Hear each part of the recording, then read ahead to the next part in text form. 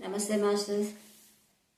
శ్రీకృష్ణామృతం శ్రీమద్భగవద్గీత విజ్ఞాన సారం గురించి మనం ప్రతిరోజు తెలుసుకుంటున్నాం. బ్రహ్మర్షి పితామహ పత్రిజీ అందించిన ఈ భగవద్గీతలో సారాంశాన్ని మనం తెలుసుకుంటున్నాం ప్రతిరోజు. సామాన్య దృష్టితో నువ్వు నన్ను చూడలేవు కనుక నీకు దివ్య దృష్టిని ప్రసాదిస్తున్నాను. అపురూపమైన నా విశ్వరూపాన్ని ఆ చూపుతో చూడు అని చెప్పారు. అంటే సామాన్య దృష్టి అంటే లౌకికపరమైన, సామాన్య దృష్టి అంటే ప్రాపంచిక దృష్టి. ప్రాపంచిక దృష్టితో ఉండడం వల్లే రాగం పెంచుకున్నాడు ఇతను, మోహం పెంచుకున్నారు అర్జునుడు. పెంచుకొని యుద్ధంలో నా తల్లిదండ్రుల వాళ్ళని నేను చంపలేను అని చెప్పేసి శ్రీకృష్ణుని దగ్గరికి వస్తే, అయితే నా దివ్య రూప సందర్శనాన్ని చూడు అంతా చెప్పారు. అంతా చెప్పి నువ్వు ఆత్మదృష్టితో చూడు, నువ్వెవరో చంపడానికి, అంతా నేనే చేయిస్తున్నాను అని చెప్తూ అక్కడ ధర్మ సంస్థాపనార్థమై మనం ఈ వర్క్ చేయాల్సి ఉంది అని చెప్పి బోధించి నా దివ్య రూప సందర్శనం చూడు అని చెప్పడం జరిగింది. అప్పుడు కానీ నమ్మడు కదా అర్జునుడు. అందుకని చెప్పి అతను ఆ దివ్య రూప సందర్శనాన్ని దర్శించేటప్పుడు మామూలు దృష్టికి పనికిరాదు, సామాన్య దృష్టికి అది అవగతం అవదు. కనుక దివ్య దృష్టిని ప్రసాదించి అతని దివ్య విశ్వరూపాన్ని చూపించడం జరిగింది. అంటే ఆ శ్రీకృష్ణ పరమాత్ముడి యొక్క విశ్వరూప సందర్శనం అంటే అది సామాన్యమైనది కాదు. అది సడన్గా చూపించిన వీళ్ళు అది తట్టుకోలేరు. కాబట్టి అక్కడ దివ్య నేత్రాలతో మాత్రమే చూడాలని చెప్పి దివ్య నేత్రాల్ని అతనికిచ్చి విశ్వరూప సందర్శనం చేయించారన్నమాట.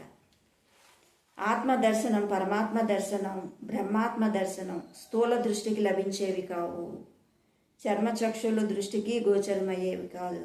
సూక్ష్మాతి సూక్ష్మమైన ఇంకా సమస్త సృష్టిలో అంతటా వ్యాపించి ఉన్న ఆత్మ దర్శనానికి, పరమాత్మ దర్శనానికి, బ్రహ్మాత్మ దర్శనానికి దివ్య చక్షువులు కావాలి, జ్ఞాన నేత్రాలు కావాలి. అవి ధ్యాన సాధన ద్వారా మాత్రమే, యోగ సాధన ద్వారా మాత్రమే తనకు తానుగా మాత్రమే సిద్ధింప చేసుకునేవి. అది అలౌకిక శక్తి, అలౌకిక దృష్టి.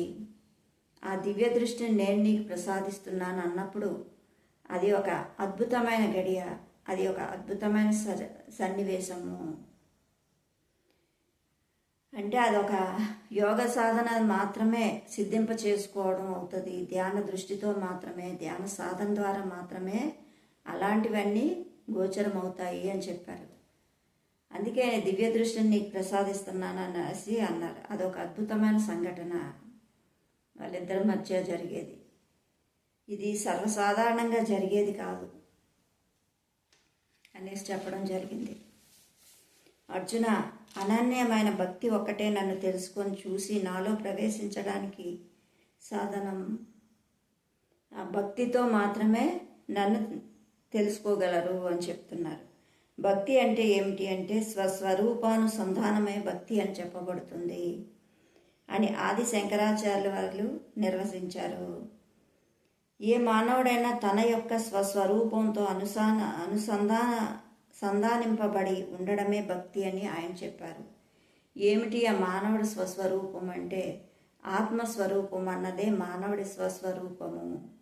తన్ను తాను ఆత్మస్వరూపంగా తెలుసుకోవడమే, దర్శించుకోవడమే, తన ఆత్మలో తాను ప్రవేశించడమే భక్తి. వేరే ఇతర విషయాలపైకి పోనివ్వని అనన్య భక్తి కలిగి ఉండాలి. అప్పుడే ఆత్మతత్వం అవగతమవుతుంది.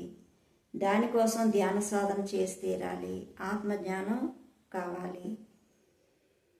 అర్జున, నువ్వు తెలుసుకోవాలంటే నాలో ప్రవేశించడానికి సాధన చేయాలి. అనన్యమైన భక్తి ఒక్కటే ఉండాలి. అంటే భక్తి అంటే ఏంటంటే నీతో నీవు కలిసి ఉండడం, తన యొక్క స్వస్వరూపంతో అనుసంధానింపబడమే భక్తి అంటే.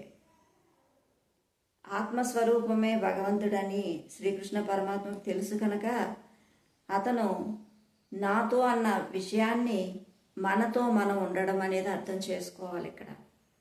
అంటే ఆత్మ సర్వత్రా ఉందని అతనికి తెలుసు. నాలో ఉన్నది నీలో ఉన్నది ఒక్కటే అని అతనికి తెలుసు కనుక భక్తితో చేయాలి. అంటే భక్తి ఎవరితో? స్వస్వరూపానుసంధానంతో ఉండాలి అనేది ఆదిశంకరాచార్యులు చెప్పారు.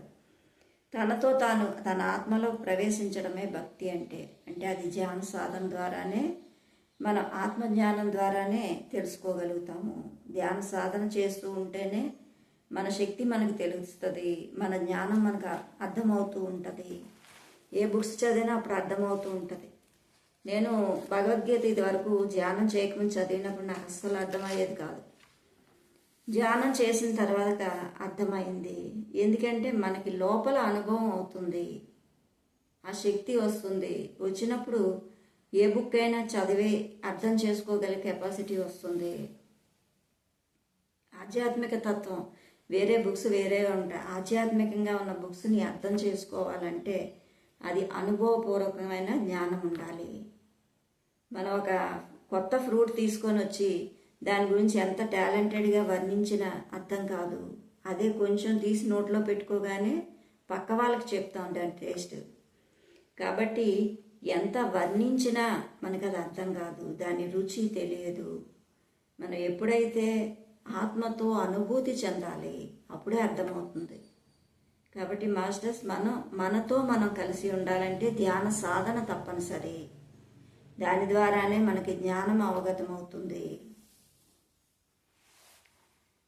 సుగుణోపాసన కన్నా నిర్గుణోపాసన అత్యంత క్లిష్టమైంది. దేహాభిమానం కలవాళ్లకు అవ్యక్తమైన ఆ నిర్గుణ బ్రహ్మ లభించడం కష్టసాధ్యము.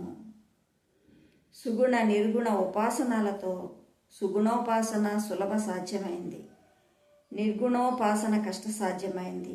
ఎవరికి అంటే దేహాభిమానం వదలని మా వారికి మాత్రమే. ఇంద్రియాలు మనస్సు విజృంభిస్తూ ఉంటే పరబ్రహ్మతత్వాన్ని సాధించే సావకాశం ఎక్కడ ఉంటుంది? మనోజయం, ఇంద్రియ నిగ్రహం కలిగి నిష్కామ కర్మాచరణ ద్వారా దేహాభిమానాన్ని వదిలిపెట్టి యోగికి తనలోనే తాను పొందే ఆత్మ సాక్షాత్కారం, బ్రహ్మ సాక్షాత్కారం సాధన ద్వారా, ధ్యాన సాధన ద్వారా అత్యంత సులభ సాధ్యమే. అంటే ఇది అన్నిటికంటే చాలా క్లిష్టమైంది. ఎందుకంటే దేహాభిమానం వదలని వారికి మరీ కష్టం. ఎందుకంటే ఇంద్రియాలతో మనసు విజృంభిస్తూ ఉంటుంది, కోరికల మయంతో ఉంటుంది. ఉన్నప్పుడు పరమాత్మ మీదకి వెళ్ళే అవకాశం ఉండదు, చాలా తక్కువగా ఉంటుంది. ఎప్పుడైతే మనసు మీద జయం ఉండాలి, ఇంద్రియాల మీద నిగ్రహం కలిగి ఉండి నిష్కామ కర్మ ద్వారా దేహాభిమానాన్ని వదిలిపెట్టి యోగికి అప్పుడే ఆత్మ సాక్షాత్కారం పొందుతాము. ఆత్మ సాక్షాత్కారం పొందడం జరుగుతుంది. ఇవన్నీ ఏ విధంగా అంటే ధ్యాన సాధన ద్వారానే. ఎక్కడికి వెళ్ళినా ధ్యాన సాధనే, ఏది చేసినా ధ్యాన సాధనే. ఎందుకంటే ధ్యానం చేస్తేనే ఆత్మ అవగతం అవుతుంది, లేదంటే దేనివల్ల సాధ్యం కాదు. ఎందుకంటే నీతో నువ్వు కలిసి ఉంటావు. ఆత్మ అనేది మనలోనే ఉంది. మనల్ని నడిపించే ఒక కారు డ్రైవరు. శరీరం అనేది కారు అయితే ఆ డ్రైవరు ఆత్మ. డ్రైవర్ లేకపోతే కారు ఉన్న ప్రయోజనం లేదు, కారు లేకపోతే డ్రైవర్ ఉన్న ప్రయోజనం లేదు. అంటే రెండు ఉంటేనే భూలోకం మీద యాత్రని ముగించుకోగలము. ఈ భూలోకం మీదకి వచ్చి మన ఆత్మ సాధన చేసుకోవడానికి రెండు అవసరమే. కాబట్టి మనకి ఆత్మ అనుభూతిగా పొందాలంటే మనతో మనం కలిసి ఉండాలి, మన లోపల అంతర్ముఖం కావాలి, ఆత్మ సాధన చేయాలి. ధ్యాన సాధన ద్వారానే ఇవన్నీ కూడా అర్థమవుతాయి. ప్రతి విషయం జ్ఞానం అయితే మనగా తెలుసుకుంటాము. అనుభవపూర్వకమైన జ్ఞానాన్ని ఇస్తుంది ధ్యానము. అందుకే ప్రతి ఒక్కరికి ధ్యానం శరణం గచ్చామి, ఇంకా వేరే దారి లేదు. ఎందుకంటే ఆత్మని అనుభూతి చెందేది ధ్యాన సాధన మాత్రమే. నీలోకి నువ్వు, అందుకే పూర్వం మునులు తపస్సులు చేసేవారు. తపస్సు అంటే ధ్యానమే. ఆ తపస్సు మనం ఇప్పుడు ప్రాపంచికంగా ఉంటూ అన్ని పనులు చేసుకుంటూ ఖాళీ సమయాన్ని ధ్యాన సాధనకి వినియోగిస్తున్నాము. ఎంతో అద్భుతమైన జీవితాలు మనవి. ఒకవైపు ప్రాపంచికం, ఒకవైపు ఆధ్యాత్మికం, రెండింటిని మేళవించి చేస్తూ అద్భుతంగా మనం వెళ్తున్నాము. పూర్వం మునులు కేవలం ఒక తపస్సు చేసుకొని సాధించుకునేవారు. తర్వాత వచ్చేవారు, పూర్తి సాధించాక పైలోకంకి పైని ప్రాపంచికంగా వచ్చేవారు. వచ్చి అందరికీ బోధించేవారు తాను పూర్తి తెలుసుకున్నాక. మనకి ఇక్కడ ఏంటంటే సంసారంలో ఉంటూ ఒకవైపు ఆటుపోట్లు అన్నిటినీ కూడా బ్యాలెన్స్ చేసుకుంటూ ధ్యాన సాధన చేస్తూ జ్ఞానాన్ని తెస్తూ మనకి తెలిసిన విషయాలన్నిటికీ అందరికీ తెలియచేస్తూ అద్భుతమైన జీవితాన్ని గడుపుతున్నాము. పిరమిడ్ సొసైటీ సేవా తత్పరులు అద్భుతంగా వాళ్ళని వాళ్ళు సాధన చేసుకొని తనకు తెలిసిన జ్ఞానాన్ని ఏదో విధంగా తనకు తెలిసిన విధంగా అందరికీ అందజేస్తున్నారు. బ్రహ్మర్షి పితామహ పత్రిజీ గురువుగారు అయినందుకు ఎంతో ఎంతో మనకి గొప్ప అదృష్టంగా భావించాలి. సార్ ఉన్న టైంలో మనం ఉన్నాము, ఎంతటి భాగ్యమో. Okay masters, thank you very much. Share, like, subscribe.